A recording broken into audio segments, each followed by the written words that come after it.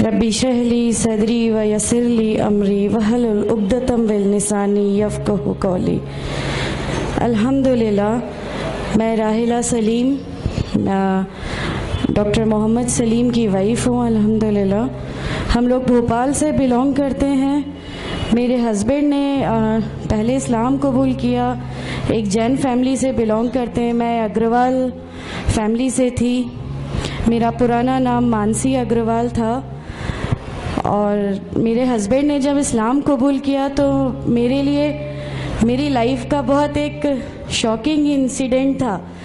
मैंने first time किसी को पहली बार मैंने किसी को नमाज़ पढ़ते हुए देखा। मैंने अचानक ये अक्सर करके एक पर्टिकुलर टाइम होता था और ये घर से कहीं चले जाते थे और मैं इनसे पूछती थी कि आप कहाँ जाते हैं, तो ये रिप्लाई करते थे this is none of your business, you have to do your job. तो मैं भी खामोश हो जाती थी।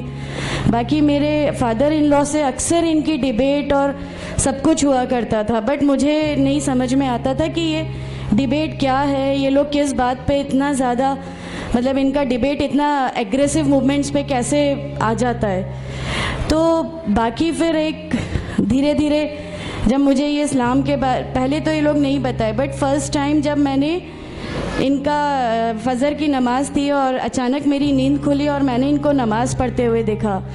मैंने इनसे पूछा कि आप क्या नमाज़ पढ़ रहे हैं, क्योंकि सिर्फ टेलीविज़न पे देखा था कि हाँ ऐसे जो करते हैं वो नमाज के एक्शंस हैं। मैंने इनसे पूछा कि आप नमाज़ पढ़ रहे हैं, इन्होंने कहा कि हाँ मैं नमाज़ पढ़ रहा हूँ। मैंने बिल्कुल देर नहीं की मेरे फादर इन लॉ को बताने में। मैं रूम से बाहर निकल के और मैंने सबसे पहले उनको बताया कि पापा जी आज ही इनको मैंने नमाज़ पढ़ते हुए देखा। तो उन्होंने मुझसे कहा कि ठीक है खामोश रहो, अभी किसी से कहना नहीं, हम देखेंगे क्या कर सकते हैं। अब वो जो मेरी लाइफ का मोमेंट था, वहाँ से मेरे को ऐसा लगा कि ये क्या हुआ, ये क्या कर रहे हैं, ऐसा क्यों कर रहे हैं, ये कहीं ये किसी ऐसे व्यक्ति से तो नहीं मिल गए जो इनको टेररिज्म की तरफ ले जा रहा है और ये ऐसी चीज़ों में तो नहीं इन्वॉल्व हो जाएंगे। एक बहुत बड़ा डर जो मेरे अंदर था वो, और on that time I was pregnant, तो मेरे को एक बहुत खलबली सी लगी रहती थी कि ये क्या चल रहा है, ये क्या चल रहा है। फिर धीरे धीरे करके जब मैं इनकी बुक्स वगैरह जो अलमीरा में रखी रहती थी वो मैं पढ़ने लगी और ढूंढने लगी। ये छुपा के रखा करते थे और मुझे जब भी कोई बुक मिलती थी तो फिर मैं उसको पढ़ने लगी। तो मुझे उसमें ऐसा कुछ लगता ज़रूर था कि पता नहीं कुछ है, कोई डिफरेंट चीज़ है, क्योंकि मैंने देखा कि इनके अखलाक, इनकी सब चीज़ें बिल्कुल चेंज हो गई। जो ये पहले थे उससे ये बिल्कुल अलग हो गए। तो मुझे ऐसा पर्सनली लगता था कि इस प्लेटफॉर्म ने इनको ऐसा क्या दिया जो मेरे हस्बैंड को बिल्कुल चेंज करके रख दिया। अल्हम्दुलिल्लाह ये उस समय कोशिश करते थे कि जो नबी की सुन्नतें हैं, जो हमारे नबी सल्लल्लाहु अलैहि वसल्लम ने किया, अपनी वाइफ की मदद करना, अपनी वाइफ के साथ किस तरह उसके हुकूक की अदायगी करना, ये सब कुछ वहाँ अल्हम्दुलिल्लाह करने लगे। और मुझे जो इनका ये ड्रास्टिकल चेंज था, जो इनको इस प्लेटफॉर्म पे आए हुए 6 मंथ्स या 1 ईयर हुआ होगा, वो देख के मेरे लिए एक बहुत बड़ा एक सरप्राइज़ था कि ये क्या हुआ। फिर उसके बाद मुझे लगा कि नहीं, मैं भी अब इसको जानती हूँ, मैं भी अब पढ़ूंगी। और फिर मैं अपने फादर इन लॉ और इनकी डिबेट सुनने लगी।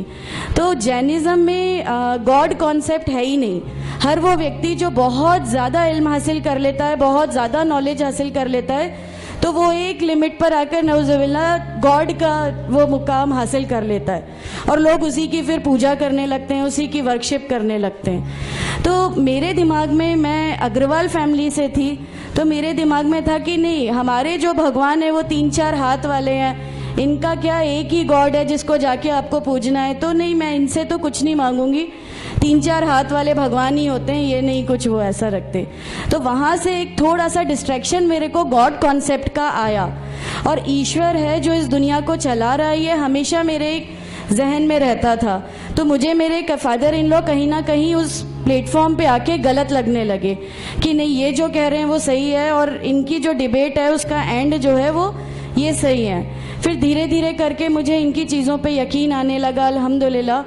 फिर हमारे एक फैमिली फ्रेंड है, उनके यहाँ ये मुझे ले गए। वहाँ पर किसी ने मुझसे कहा कि मैं बहुत बुज़ुर्ग हो चुका हूँ, कलीम सिद्दीकी शायद हैं, कलीम सिद्दीकी साहब हैं, मुझे उनका नाम ध्यान नहीं है अच्छे से।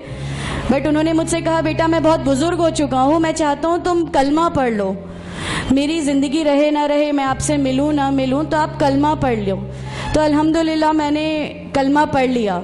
कलमा पढ़ने के बाद भी जब हम घर लौट रहे थे तो मैंने इनसे कहा कि मैंने सिर्फ अभी कलमा पढ़ा, अभी आप ये मत समझिएगा कि मेरे को सब समझ में आ गया और मैं इस चीज़ को मान लूँगी। इन्होंने कहा नहीं, तुम्हारी मर्ज़ी, किसी में कोई फोर्स नहीं है। तो अल्हम्दुलिल्लाह अल्लाह ताला का एहसान है, उस कलमे की ताकत थी। और ये हमेशा कहते थे तुम्हें कोई दुआ मांगनी है तो तहज्जुद में मांगा करो। तहज्जुद का जो टाइम होता है वो बहुत कीमती होता है और उसमें अल्लाह ताला सबकी दुआएं कबूल करता है। इन्होंने मुझे एक दुआ सिखाई थी कि तुम एक दुआ मांगो कि या मेरे रब, अगर मेरा हस्बैंड गलत रास्ते पर है तो उसको सही रास्ते पे ले आ, और अगर मैं गलत रास्ते पे हूँ तो मुझे सही रास्ता दिखा दे। अल्हम्दुलिल्लाह मैं ये दुआ कंटिन्यू मांगती थी। एक बार मेरी नींद अल्हम्दुलिल्लाह तहज्जुद में खुली और बस मैं नॉर्मल जैसे एक ध्यान करते हैं वैसा मैं बैठ गई और अपने आप अचानक दिल चाहा कि बस सजदा करूं। मेरी ज़िंदगी का वो पहला सजदा था और उस बहुत लंबा सजदा था और उस सजदे में मैंने मेरे रब से क्या क्या मांग लिया मुझे भी नहीं याद है। और उस समय मुझे ऐसा फील हो रहा था जैसे अल्लाह ताला खुद मुझसे बात कर रहा है, अल्लाह मेरे सवालों का जवाब खुद दे रहा है। अल्हम्दुलिल्लाह बस उसके बाद तो ऐसा लगा कि नहीं, इस्लाम हक है और इस्लाम पे ही चलना है। उसके बाद फिर बहुत सारी परेशानियां लाइफ में आई, सब कुछ आया, बट अल्हम्दुलिल्लाह अल्लाह का एहसान है कि अल्लाह ताला ने हर परेशानी, हर चीज़ को ऐसे ले लिया कि हम लोगों को कभी एहसास ही नहीं होने दिया कि ये कोई परेशानी थी। ऐसा लगा कि अल्लाह की पूरी राह में हम लोगों को रिवार्ड ही मिलना है इस चीज़ का और अल्लाह हमें इसका रिवार्ड ही देता चला जाएगा।